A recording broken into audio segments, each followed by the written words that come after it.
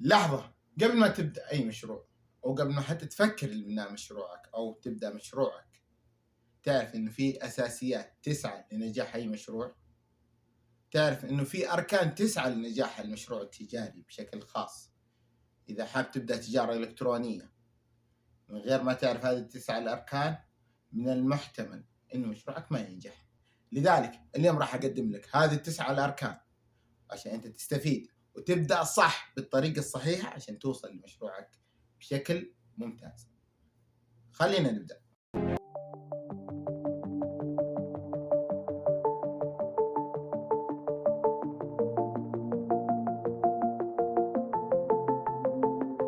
هي أن أعطيك معلومات وطرق لبناء مشروع ناجح برأس مال قليل أو محدود أو بدون رأس مال حد. أستهدف هذه القناة أصحاب الدخل المحدود أو العاطلين عن العمل أو حتى ربات البيوت أو أصحاب الهمم العالية ذوي الإعاقة. إذا كنت تظن أنك من هذه الفئة أتمنى تشترك في القناة وتفعل الجرس.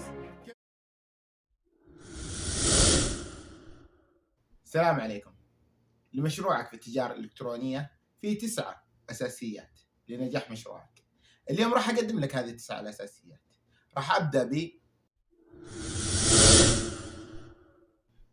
المنتج أو الخدمة. هذا أول ركن من أركان نجاح مشروعك، إنك تعرف المنتج اللي راح تقدمه للعميل أو الخدمة اللي راح تقدمها للعميل، وراح تتكون من حاجتين: إما إنك تلبي حاجة العميل أو تحل مشكلته. وطبعا راح تكون من ضمن هذه الحالات إما صحية أو نفسية أو مادية أو روحية. وطبعا جزء من المنتج أو الخدمة اللي راح تقدمها أو الركن الأول اللي راح تقدمه إنك تعرف كيف تنافس بالمنتج هذا أو الخدمة. المنتج أو الخدمة إذا حاب تعرف كيف إنك راح تنافس على هذه الأمور اللي أنت راح تقدمها للعميل سواء كخدمة أو كمنتج، لازم تعرف إنك راح تنافس على بعض الأمور فيها. أولا تتأكد من نوعية المنتج أو الخدمة. ثانيا تتأكد من سعر المنتج أو الخدمة. ثالثا الطاقة الإنتاجية والسرعة. رابعا التخصص أو الفرادة اللي هي مثل الطبيب العام والطبيب الخاص، في فرق بين الاثنين. خدمة ما بعد البيع، وأيضا سهولة المنتج وسهولة التعامل معه. هذه الأمور إذا كان عندك 1 أو 2 أو 3 تتميز فيها فنافس فيها. الأساس الثاني من أساسيات نجاح المشروع اللي هو العميل أو الفئة المستهدفة.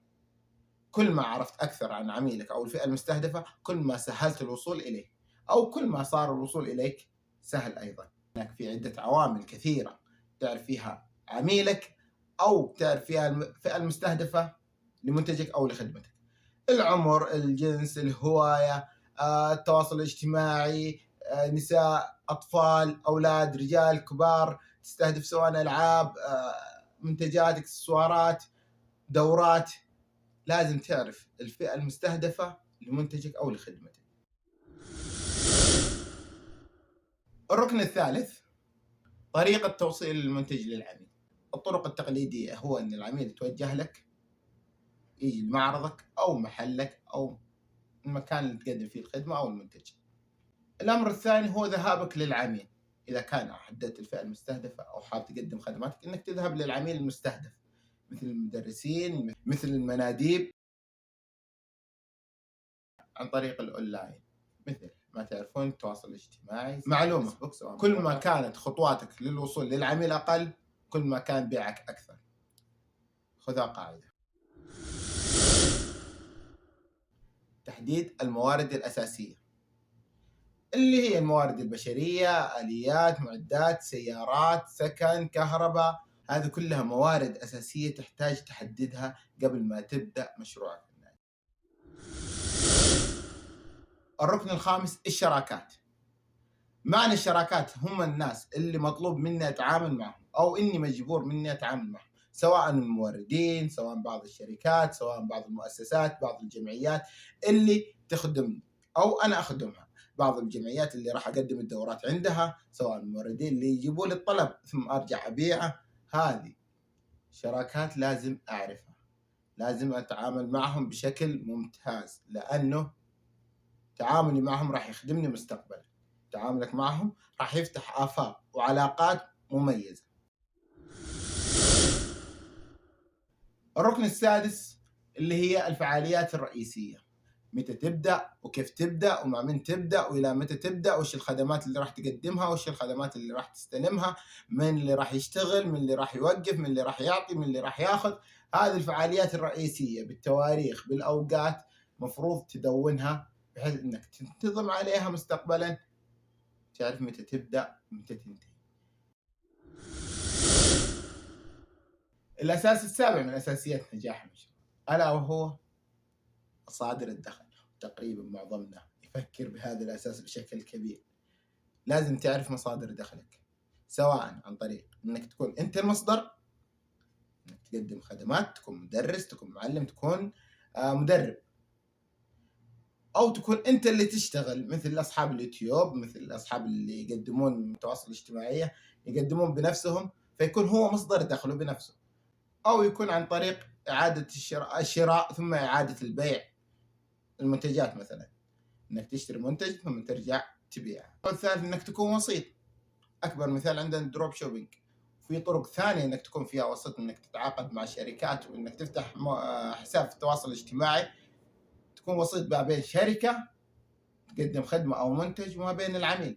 الاعلان او عن طريق المنصات مثل موقع الكتروني، او اعلان عن طريق سناب شات، اعلان عن طريق الفيسبوك، اعلان عن طريق اليوتيوب، اعلان عن طريق جوجل ادز. هذه كلها تقدم لك مصادر دخل ممتازة. تحديد سعر المنتج أو الخدمة. لازم تعرف كيف تحدد سعر المنتج. كثير من المشاريع تفشل بسبب فشلها في تحديد السعر، أو ما تحدد السعر بناء على أساسيات تحديد السعر. لازم تتصفح وتبحث عن تحديد السعر بشكل مفصل. ما أقدر أتكلم معاكم، إن شاء الله راح نتكلم قدام عن تحديد السعر كيف يكون، لكن أنصحك أنك تبحث عن تحديد السعر لمنتجك أو لخدمتك كيف بتكون. الركن التاسع والأخير ألا وهو تكلفة المشروع. تكلفة المشروع تنقسم لقسمين: تكلفة التأسيس وأيضا تكلفة التشغيل. تكلفة التأسيس معروفة، اللي هو الأساس، المنتج، المصادر الدخل، العمال، الموظفين، المواقع، الإعلانات. هذه تكلفة التأسيس أو التكاليف التشغيلية. يوجد نوعين من التكاليف التشغيلية، اللي هو الثابت والمتغير. أنصحك نصيحة من كل قلبي، أعطيك إياها. عادي إن تعطي لوقتك ساعة، يوم، أسبوع، شهر في إنك تعرف خريطة أو تكون خريطة بناء مشروعك، ولا تأخذ سنين من التجارب. لا بأس إنك تجرب بطريقة صحيحة، لكن إنك تجرب من غير ما تعرف كيف تمشي وكيف تبدأ وكيف تنتهي، أعتقد إنك راح تخسر كثير. ختاما، إذا كان تشوف هذا الفيديو مفيد لك أو تشوف إنه في أحد راح يستفيد منه، أتمنى إنك تشاركه مع أحبابك أو أصحابك. أشكرك بشدة. لا تنسى اللايك والاشتراك وتفعيل الجرس. والسلام عليكم.